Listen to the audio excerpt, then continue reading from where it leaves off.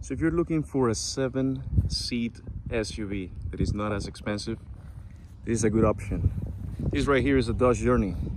This is a 2020 and it's a Dodge Journey Crossroad. This particular version has leather seats, interesting rims, 3-row seating, heated steering wheel, heated seats, and it's actually pretty inexpensive.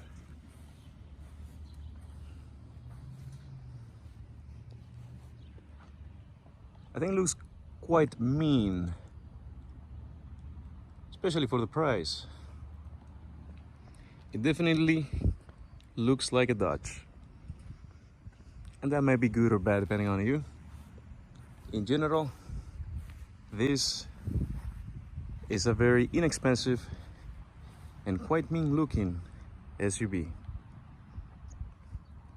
However, it has one disadvantage. What is in the hood? Under the hood, it has a 2.4 liter 4-cylinder engine, and that would not be as bad if it got very good fuel economy. But this vehicle in particular does not. And why? The reason is also under the hood and also under the car is a 4-speed automatic transmission. A 4-speed automatic transmission in a car that is not from the 90s, not the 2000s, neither 2010s.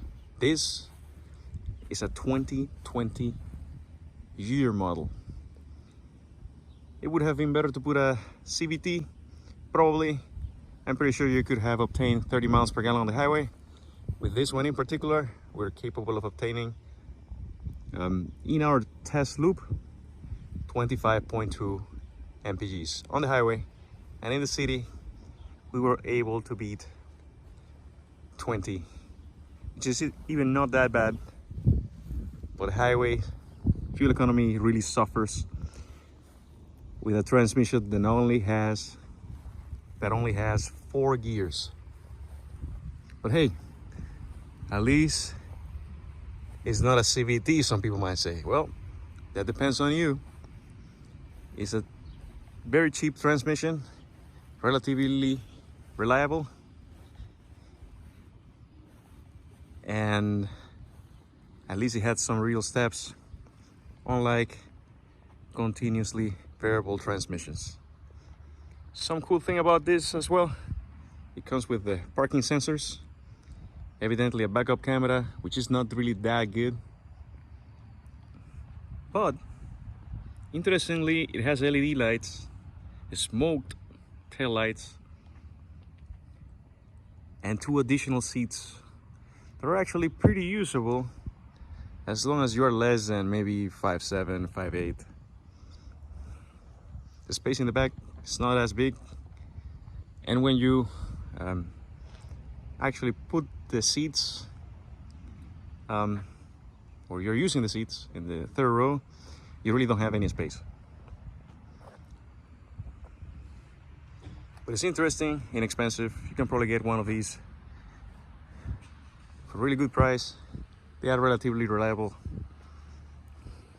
And if you bought one in years before, you could have bought a V6 Pentastar with a 6-speed automatic transmission, which was probably a better idea. But if you want to save money, 4-speed automatic, 2.4 liter engine, right around 170 horsepower, which is okay.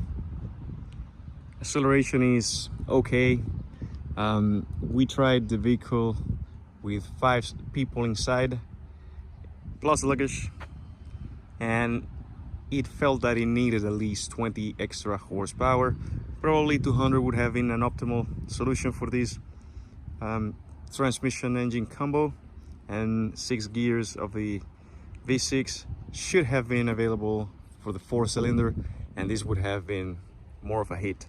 However, Dodge decided to keep this vehicle for a long time. and it shows. I think it's time to take a look at the interior, shall we? Well, surprisingly, through the years, Dodge has improved the materials and they are now soft to the touch. Surprisingly, probably not the best built SUV, but the interior is nicely appointed with soft materials, leather, cloth and leather combination, but everything is pretty black here. The display does not have Android Auto or Apple CarPlay, which is a shame. But interestingly, it has a sunroof. Also, nice to take a look at is the contrasting stitching, which is a nice surprise for the price.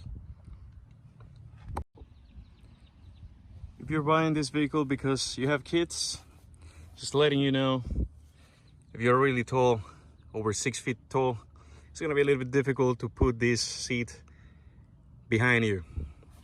Also, I noticed, and it has been reported previously by some organizations, the system to latch the seat is located very deep, so it's quite difficult to actually set it up initially. There's not too much space here, so for me, in my driving position, it's okay, but I'm only 5'7", 171 centimeters. From here you can see how the operation of the seat works. Relatively nice contrasting stitching as well. And here on the top you have easy controls for the AC, which is actually really intuitive and simple. AC vents on the roof, and surprisingly there's also AC vents in the third row. The vehicle is not very wide, so 2 people fit perfectly fine. The third person in center has to be small or it's gonna be uncomfortable in long trips. But the seats are very, very soft and very comfortable. Now let's take a look at the cargo area. First, let's show you how it looks when you have actually things that you might be carrying if you have a family. No power operators here, just a latch. You press it and it opens. Cargo space is not the best. You'll find the actual numbers around here, but it's okay. I would say more modern platform vehicles have way more space, but the Dodge Journey seems to do the job. Evidently, once you take the seats, the third row seats out, there's not going to be any space behind you, and you might have to use the roof racks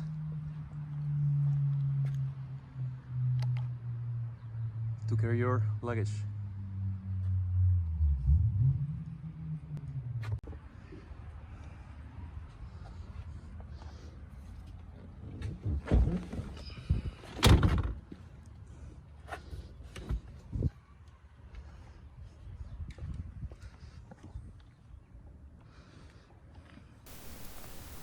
Now I'm going to make you happy and get inside of the third row. Remember, I am 5'7", 171 centimeters, so this is going to be tight.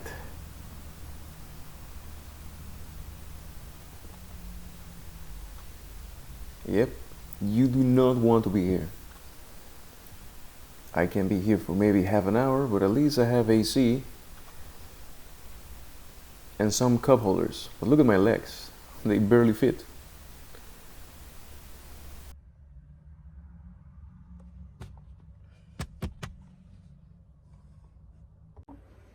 In this part of the video, I will tell you 4 things that I do like and 4 things that I don't like about this SUV. I'm going to start by the dislikes. Well, the backup camera, it is tremendously bad. It's very pixelated, and I have seen this type of camera in even higher level cars produced by Stellantis or Jeep, Dodge, Chrysler products. It is very pixelated. There's no guiding lines. It really looks like something that is 10 years old. And that is unfortunate because the screen size is actually really nice. Related to that, there's no smartphone integration, no mirror link, no Apple CarPlay or Android Auto, and that is a big deal. If I were to buy this SUV, I would definitely invest in purchasing an additional head unit and substituting the one that it has. And lastly, if you are a family, this is very important, you're a dad, mom, it doesn't have active safety features. It does not have blind spot monitor system, no rear cross traffic alert, no automatic braking, and that is a big deal for 2020, especially in an SUV that is 3 rows. But now this is also kind of related to the price, which takes me to one of the likes about this SUV. It is a relatively new SUV that is very inexpensive. It has a lot of features for what it costs, so the value is actually really high. It has a very nice exterior, more aggressive than anything in the segment, even though it is relatively old. And you can tell in a couple of different details: the LED lights in the tail, as well as very nice rims in the front. Actually, not in the front; they are only in the four tires. And the last thing that I really like is related to how it was designed to be useful for the driver. And there are 2 clear indications of this. And number one, it has very nice storage cubbies in the second row seats, actually on the floor, where you would normally expect to see stow-and-go seats in the Dodge Caravan or Chrysler Pacifica. You will find these holes that are actually hidden and very useful, especially in road trips. So that's a good thing, right? But additionally, if you are the driver and you are actually into doing your own services, the automatic transmission dipstick is something that you might be interested in. It is very good to monitor your fluids, and it is necessary, in my opinion, to keep track of the oil changes, especially the ones that are often neglected, and especially in Dodge, a product that reliability has not been its forte for a long time. Initial reliability has been really good, but long-term reliability, as measured by, for example, Consumer Reports, has been acceptable to low. There are brands that have more difficulties with it, but there are also brands that are better. Now, how did the vehicle drive? Unfortunately, I lost the footage of the driving section of the video. However, it doesn't matter. This happens when you have a small channel. Now, you can help the channel by subscribing and liking and sharing, and that way we can acquire better cameras so this doesn't happen again. But I'll tell you something. The vehicle drives actually surprisingly well based on the introductory year. I think it was 2011. No, what, 2011? It was earlier than that. The number is gonna be here. But the vehicle has been on sale for a long time. There have been changes, refresh, and the exterior as well as the interior. The interior was the part that changed the most. It has good materials, soft. Build quality is not the best, but when it comes to driving dynamics, it had been above the competition for a long time. Right now, it is evident that the brakes are good. The brakes are, they have a very good feeling. Acceleration is not the best. It actually lacks in that regard. 1-2 people driving, 1-2 people in the vehicle, 1 driver and 1 passenger, will be completely fine. You feel that the power is just adequate. However, when we tested the vehicle, we tested it with 5 people inside plus the luggage. So we went to the beach and took advantage, and it was not adequate power. I would suggest that Chrysler does not produce a vehicle in this segment weighing at least the same with the combination of 172 horsepower or 173 with a 4-speed automatic. The 4-speed automatic is strangling the 4-cylinder 2.4 liter engine. It is not a bad engine, but it is harsh. The noise and vibration is not properly managed. It needs a little bit more insulation. But at the same time, the 4-speed automatic transmission does have the capacity to provide optimal power delivery. So in order for the vehicle to obtain the power, it has to rev until 4,000 RPM. And that means that if you want to pass somebody, you will not feel any acceleration until you are really, really high in RPMs. That is not good. In terms of suspension though, it drives well. There's not really any feeling on the steering wheel, which is a negative, but it feels relatively direct, surprisingly good. And one excellent thing about the Dodge Journey, and I recommend this if you have some kind of back pain, is that the seats are extremely comfortable and the suspension is very soft, way softer than I anticipated. And surprisingly, when you compare it with a minivan, the minivan will have better driving dynamics. And this is surprising for most people, but if you are an enthusiast, you will know about this. So the driving dynamics are not there for an SUV with 3 rows like Journey. You would probably go to a minivan. But, and this is what I was referring before, suspension is soft, composed, and it's a fantastic cruiser. It loves being on the highway. Now, it would be much better if you can find one of these with a V6 and the 6-speed automatic. The combination of a little bit more power, significantly more power, let's be honest. It is in the 200, mid 200 range in terms of horsepower. Way more torque and 2 more gears allows for this vehicle to provide a better torque curve and power curve, which translate into smoother acceleration, higher capacity to pass, and at the same time it allows for the fuel economy not to decrease so much. We only were able to get a 22.5 mpg combined, slightly over 20 in the city, 20.5 or something like that, and on the highway we beat the EPA, but we only obtained 25.2 or 25.3 mpg.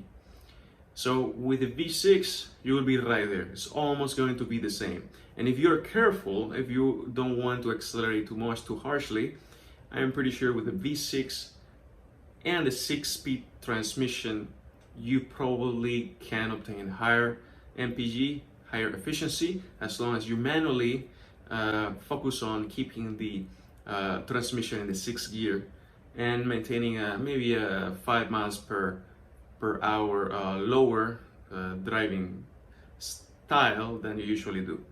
You probably can get around 25-26 mpg on the highway with the V6, which is about the same we get with the 4-cylinder.